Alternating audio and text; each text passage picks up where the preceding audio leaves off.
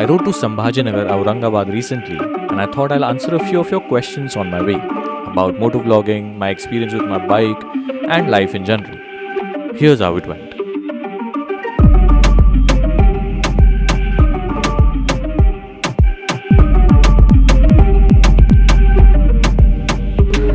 There she is. Doesn't the setup look crazy? This is the first time I've mounted something like this on my bike. I also learned a lot of new things about my bike as well on the course. This is my secondary camera. Let's see how that goes. Alright, I guess there's no stopping now. Chalo bhai. A chariot out of nowhere. Wow, dude. It's very fancy looking chariot. See? It's good to have a second camera at your disposal. You can at least see what you can't see. But okay, never mind. Okay, now here starts another day with another ride. This time, man, for the first time I'm riding on a longer ride on the GT650 for the first time. 1 year of me, almost 1 year of me owning this bike, and I'm taking it for the first time out for so long. Nice. Where am I riding to? I'm riding to Aurangabad. I'm going there to meet one of my friends and do some stuff. Whoa, that sounded very Why are you gay? I'm going there to meet one of my male friends, and he's invited me for an event, so I'm going to be doing that. On my way, it is mostly going to be probably boring highways and a little bit of scenic beauty here and there. So I've decided to use this opportunity to connect with you guys and make a Q&A out of this video, right? Okay, done with the post, and I've burnt myself in the goddamn sun. Should we? I actually never tried this. Should we? Let's pretend being like a kid. I'm too introverted to do something like this, but just let's give it a try. I mean, I don't understand the point of it. Bicharas are just trying to have a meal, and like, how would you feel? Like, you're trying to have a meal and someone just comes and barges into your clan. Wow. It does feel good though. I won't deny that. Hello guys. Oy. But yeah, I like these pieces of kabutars are pieces of shit, dude. When you deserve, you shit on my head, I will come and disturb you on your meal. Full karna hai. Okay, let's see what the comments we've got. How was your experience with the GT650 and RE service center been till now? Okay, let's start with that. Wow.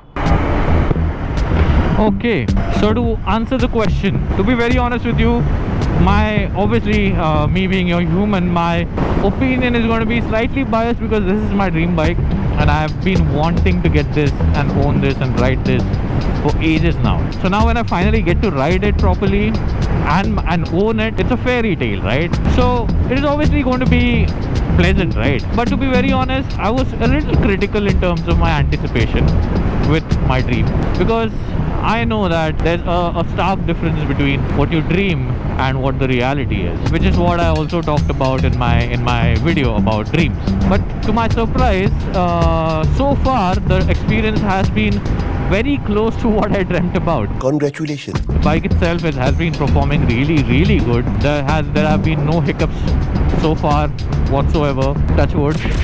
And also in terms of service, in terms of ownership, I again did not have any issue of that sort.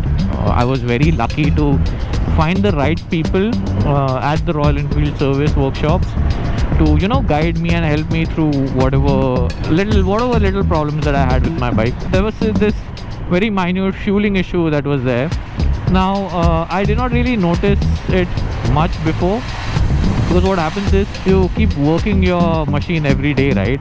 And you don't really notice the difference it goes through over time. So when the guy at the service station rode it, he noticed that there's a huge difference by the way it sounds and the way it is firing. So he did change something in the fueling, and that fixed the problem. And what that also did in return was improve my mileage a little bit. Now trust me when I say this, I didn't really pay attention to my mileage, but my bike was giving about 150 to 155 kilometers of range on a full tank. Yeah, that's right. I knew that this is a 650cc engine, and you can't really expect, and I genuinely did not get this bike for the mileage. I would have otherwise opted for some Splendor or something, which is close looking, by the way. बेकार है भैया, मैं तो टूट गया. So, but I did not get this bike for the mileage. But even then, compared to few other Interceptor and GT owners that I talked to, the mileage was pretty bad, right? So then once I got this fueling issue fixed, I don't exactly know what did he actually fix. He did explain it to me, but that went over my head. So I did not pay much attention. But what that did is it improved my mileage by a bit. Now this is the first time I'm riding it with that improvement. The immediate effect of that issue fix was that I went up to 190, right? So that was really good. That was a very good improvement. That is Mr. Prathamesh working at Royal Enfield. Anything related to Royal Enfield, I always trust this guy over anyone else. So if you at all have any problems, you can come to Voyage Motors Kandivali. ये क्या board है भाई? But yeah, you can come to Voyage Motors Kandivali or Borivali, whatever the this thing is, and you can always ask for this guy. You won't be disappointed, trust me. Ideally, one should have 3 people very close and very reliable in life that they can trust with: a doctor, a mechanic, and a lawyer. All 3 of these for obvious reasons. A mechanic is very, very sorted for me. Luckily, touch wood. This guy is very, very reliable. Like he does things only when they are needed to be done, and doesn't unnecessarily bill you or shell out money out of your wallet for no reason. That's a very trustworthy guy. So, and this is purely out of appreciation for such people, because only rarely do you get good, trustworthy people that you can work with and get your problem solved, and especially when it's about things that are very dear to you, right? Apart from that, genuinely there have been absolutely no problems with the machine, with the service, with my ownership, nothing. Apart from my paranoia and my, I don't know, OCD related to keeping it clean and keeping it scratch proof, and the fact that I get frustrated once in a while here and there. Earlier I did not get that frustrated with my Classic, but with this one I'm a little petty at times. It gets under my skin when someone scratches or something the exhausts, right? So yeah, there's that. But apart from that, it's been a dream, man. Like I've been the happiest riding this bike, and I'm not relating my happiness or me being content in my life to only this bike, right? Of course, it is my dream bike, and dreams are absolutely necessary. Human beings are emotional beings, and for you to have dreams is necessary for you to be aspirational in life, ambitious in life, and optimistic as well. So dreams really do help, and to look forward to get off the bed, right? So you definitely do need dreams. And as realistic as I was with my anticipation with realizing this dream, when I talked about me finally owning this bike and then this dream turning into a reality, it will all be full of dents, scratches and oil leaks and everything, right? Which is happening. But I did say to myself that this should make a dent in your dream in the first place. And to my surprise, that absolutely didn't, because what I'm experiencing with this bike, this right now, right here, the fact that I'm getting to ride my dream bike outweighs any problem that will ever occur with this bike. Unless it gets totaled or I get into a crash or something, then I'll be shattered. But even then, this feeling, I talked about the first time that I rode my cycle on a full road and rode it to my school. A very earlier video of mine, I talked about the sense of freedom that gave me. That freedom is still fresh, and with that freedom I'm getting to ride the bike that I dreamt of for so many years and literally craved for it, right? Now that I'm finally getting to ride it, what can get better than this, right? But touch wood again, I don't want to jinx myself. I'm not superstitious per se, but you never know, man. Apart from that, it's been a beautiful journey, man. Beautiful. So that was a good question. Clint's ride, I guess, was the one that asked that question. So thanks for that question. Let's move on to the next question. I hope I'm recording though. What? I'm not recording. Oh, I am. I almost shat my pants. The next question was, as far as I remember, is how do you start with motovlogging from scratch? What do you begin with, and how do you do all of that photography skills? Like this guy that messaged me. Now again, I have a very bad memory, so I don't remember your name, but I'll obviously be flashing the comment on the screen right now. But yeah, the question was, how do you start with motovlogging from scratch? How do you start with editing videos and everything? Now this is a very vast topic which can be a standalone video on itself, but I'll be very brief about my answer with this. Now see, these are the kind of ये मुंह से सुपारी निकाल के बात कर रहे बाबा. these are the kind of questions that I expect, right?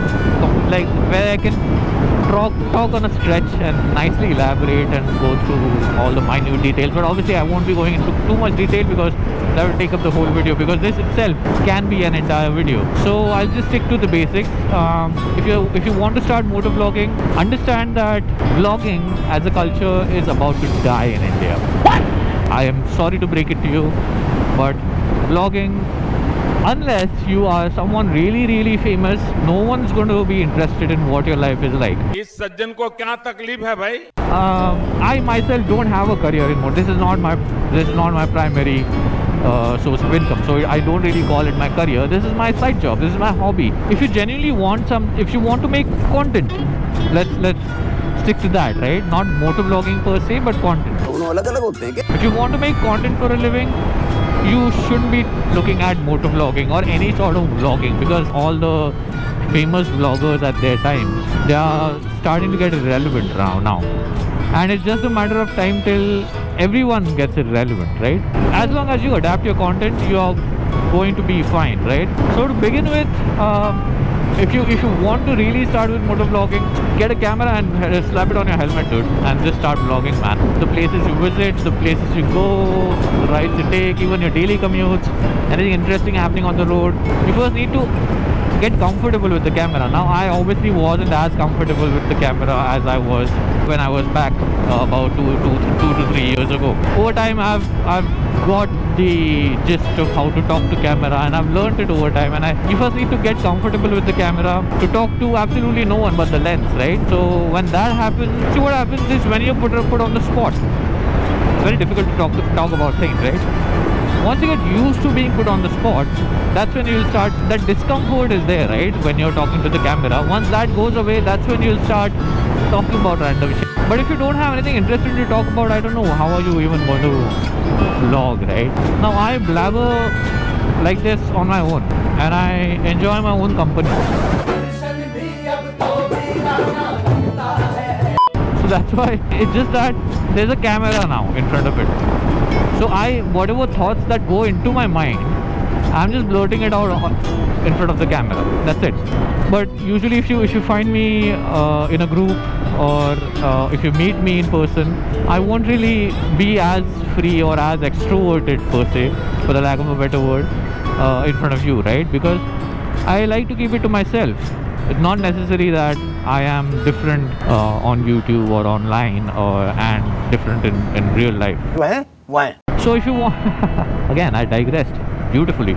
If you really want to pick up vlogging, first you need to have something very interesting to talk about and vlog about. Once you find that, then you generate an audience. Now if you're not famous in the beginning, then it's going to be very difficult, because unless you have something really interesting and exciting to talk about. Now look at it from a viewer's perspective, even your own perspective. If you go through YouTube, you will only watch something that interests you. So you need to first find out what are you good at, and then make content out of it that will be interesting enough for the viewer to watch. And after that, over time you will generate audience, and then you can then migrate that audience to vlogs. But then if you just start with making vlogs as general, like आज मैं दूध लेने आ गया था, आज मैं ये करने गया, वो करने गया. Hi friend, मैं बॉम्बे आया था. No one is going to give a shit about it, because if you don't have an audience, who is even going to bother where did you get your milk from and what did you do for the day, throughout the day. So you first need to make content, genuine content, that is tangible, that you can leverage and that you can generate audience out of, and then migrate those audience to your personal life. vlogging is basically personal life. Now what happened with me is I did start with vlogging. Hypocrisy. Not necessarily the typical traditional kind of vlogging, but I started making videos and I went into this niche of daily observations in which I outright judged people left, right and center, and that picked up. That people found it funny, people found it entertaining, and they started liking it, and people started watching it and sharing it, and that's when I found my audience. An audience that likes judgmental people. Audience that likes such videos. So when that happened, then I further migrated my audience to watching longer vlogs, longer videos of me riding to places, having my experiences and documenting those. And then people started liking the aesthetics of it, the kind of music that I use. See, anything that you make obviously needs to be entertaining. If it's not, then what's even the point, right? So if you're just picking up a camera and talking about what your day is like without any sort of editing, without any sort of entertainment inside it, it is pointless. No one is going to be interested in watching. Now I'm going in circles, I'm realizing. So bottom line, if you want to pick up motovlogging or any vlogging of sorts, first make genuine content that matters, that makes a difference, that drives the audience to you. And trust me, begging for likes, begging for comments, anything is not going to work. If your content is not there, no one is going to give it. Also, you also need to understand the algorithm. I don't know why people overestimate and complicate this algorithm so much, but it is very simple. YouTube is a search engine, and it depends on what you search for, right? So you search for something and you get the results, and when you get the results, you watch them, and then the next video is something related to that video, right? So it obviously is aligning to what you searched for in the beginning. So you first need to understand what kind of audience you need. Audience that watches motovlogs, audience that watches comedy videos, audience that watches, I don't know, drama or whatever, right? So if you're into motovlogging, you first need to make videos for the motovlogging audience. That is entertaining again. Type motovlog in the YouTube search and see what all results show up, right? And whatever is the top 10, right? See what are the keywords in those videos. Just write that in your title, not just in commas, but make it organic, make it a proper sentence. Keep the title as short as possible. That is easier to read and catchy. And that's it, man. Your thumbnail also needs to be appealing, needs to be click-worthy. Don't really get into that clickbait, man. It works at a point, but if your video is not delivering it up to it, there is no point in doing that. So all of this is catering to the algorithm. And when I say content is all up to you. The algorithm is only going to help you so far, right? Audience retention and all of that matters a lot. So you also need to take that into consideration. Will optimize the video length. Don't waste unnecessary time of the viewer in your video timeline. Wherever you find empty spaces, blank spaces, cut that part. Make it as crisp and as tight as possible, the video. Only then it will be engaging, right? So a lot of people talk about how they watch my videos and they don't realize the time, which is of course a huge compliment. And I might sound very pompous while I say this, but that's only because I try and optimize my videos. Although I know I do realize a lot of times that my videos are really, really long. But even in those long videos, I try to optimize the length as much as possible, keeping only things that are necessary and not try to waste the viewer's time. That's when it starts getting funny, and that's when it starts getting entertaining. So yeah, all you have to do is that. Optimize your video length, try to show up in search results. And the advantage of being in a niche, if at the very beginning, if you try to generalize, one video that I put is a motovlog, then the next video is a cooking recipe, then the next video is a movie review, that is not going to work, because the YouTube algorithm won't understand what kind of videos you make and what kind of audience to show your videos to. If I make a motovlog, then the next video that I make also should be a motovlog, because only then it will show in the related list. So stick to your niche, narrow your niches, the more chances of you getting more views is. Yeah, that's it, man. And apart from that, all you have to do is make interesting videos.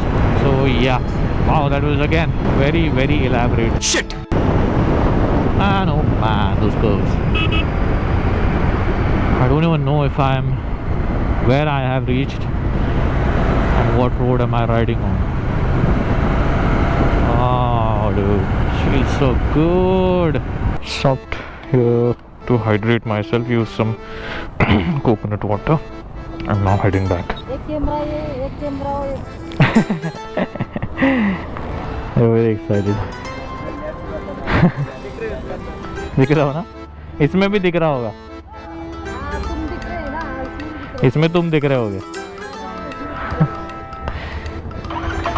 चलो, thank you. All right. Nicely rejuvenated with some good coconut water. Not the best, but tea. Welcome to coconut water review with Anurag. हाँ ये कर लो पहले. Okay. So the next question is a very interesting question that comes from Omkar, that goes by the name Lord Sargaonkar on Instagram.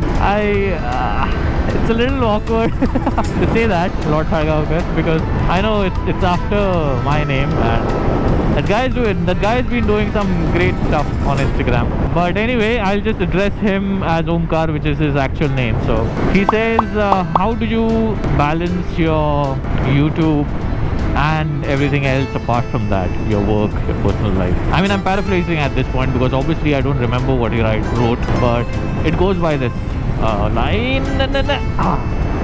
Anyway, now as you can see, I very gracefully maintain my consistency with videos and my YouTube schedule and professional life, right? It is very evident through my frequency of videos. You can see that I am genuinely struggling at times to not only be consistent but also, but yeah, I'm struggling with being consistent.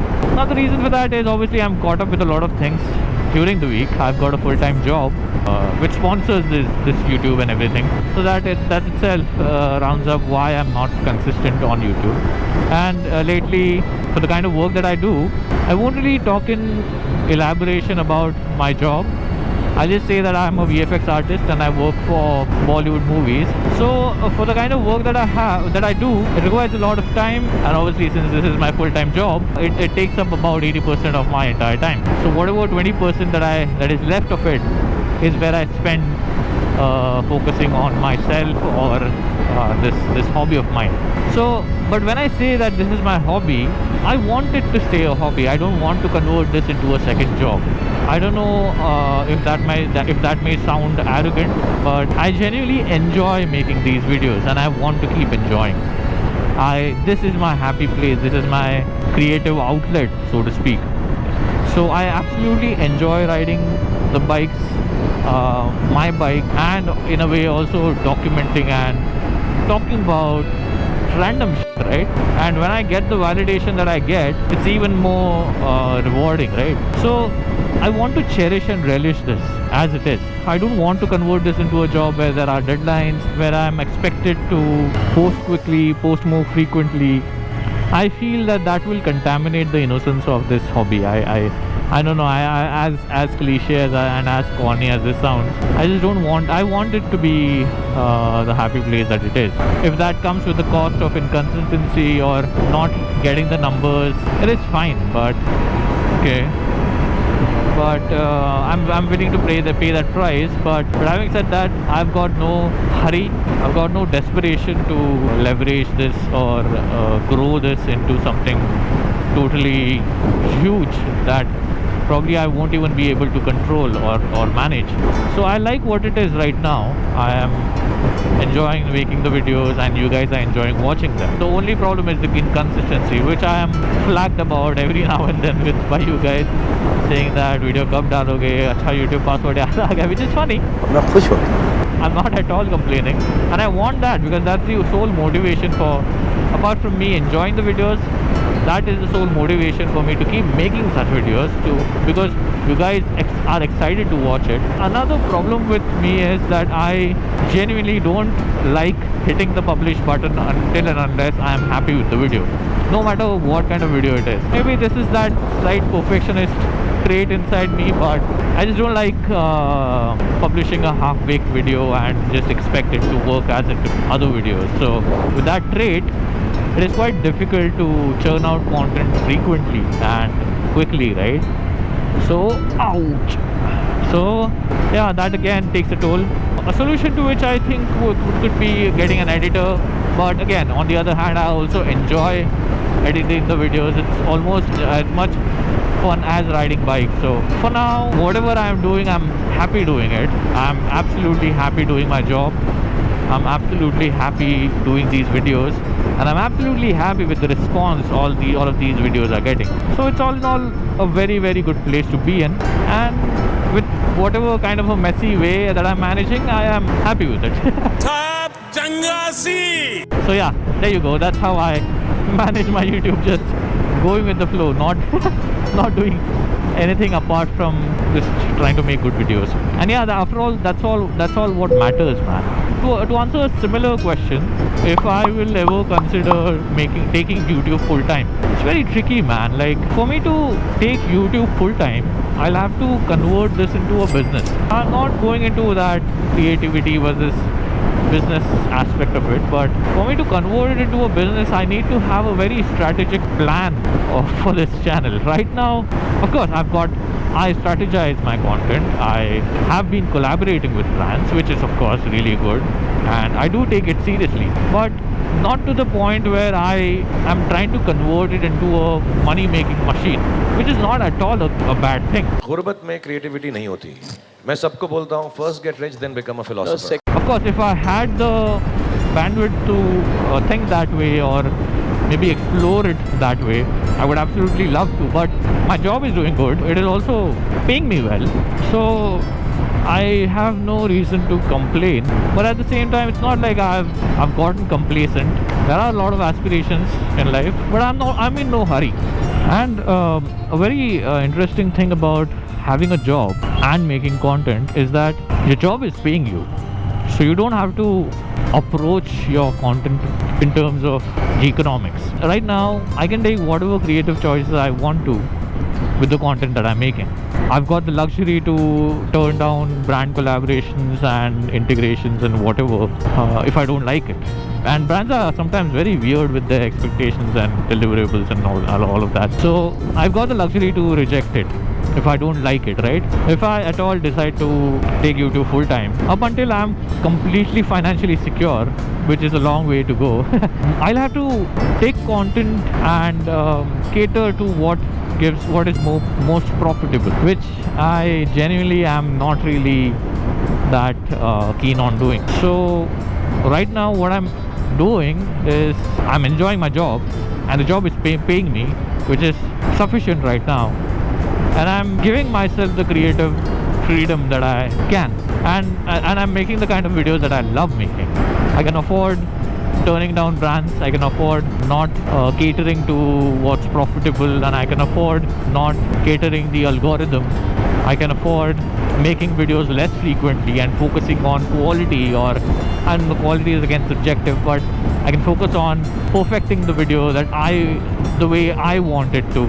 So yeah, this is a good space again. So I don't know, if this changes anytime soon, then I may change my mind and think about taking YouTube full time, but for now, this is what it is. Basically, bottom line, I've got no plans.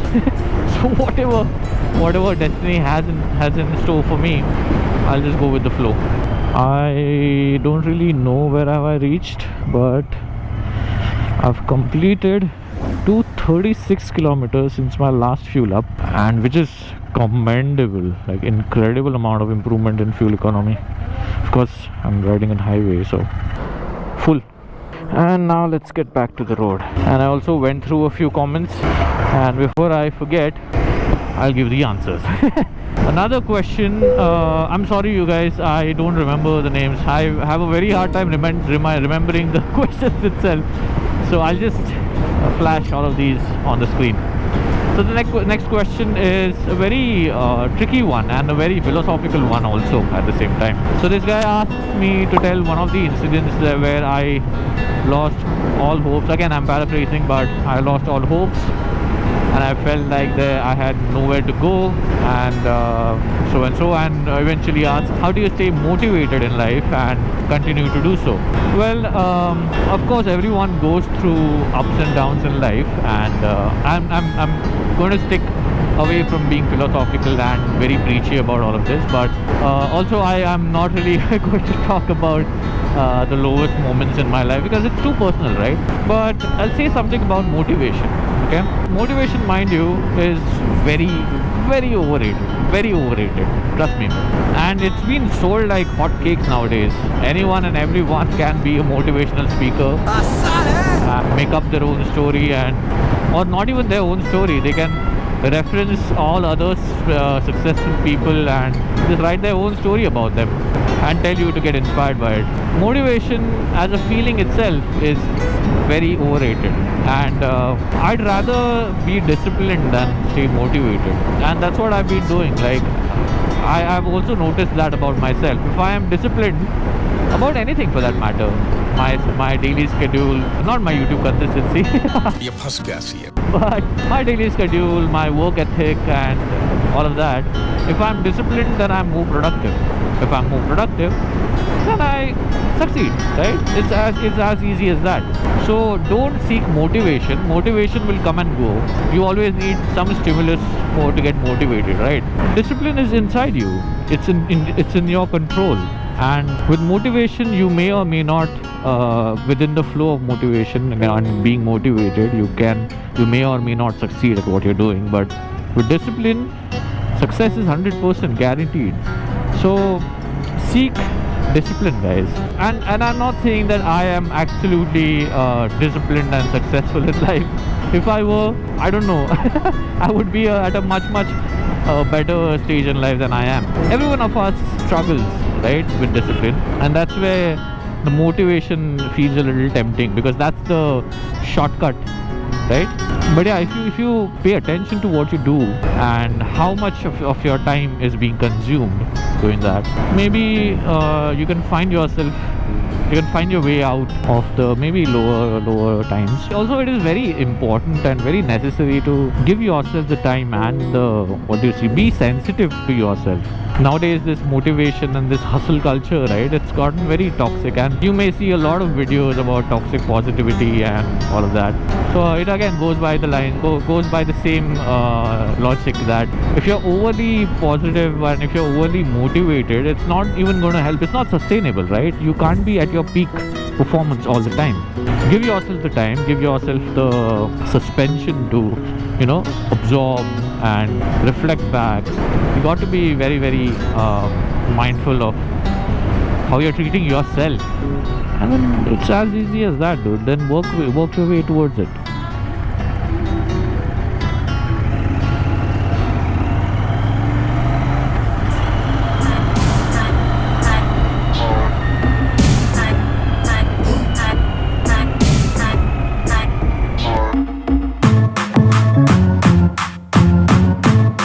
Bonus. My bike does all the attention grabbing, and then I have to answer all the questions that I get. My introvert self is bothered by it, but I'm enjoying the attention. ये सब दोगलापन है. हाँ.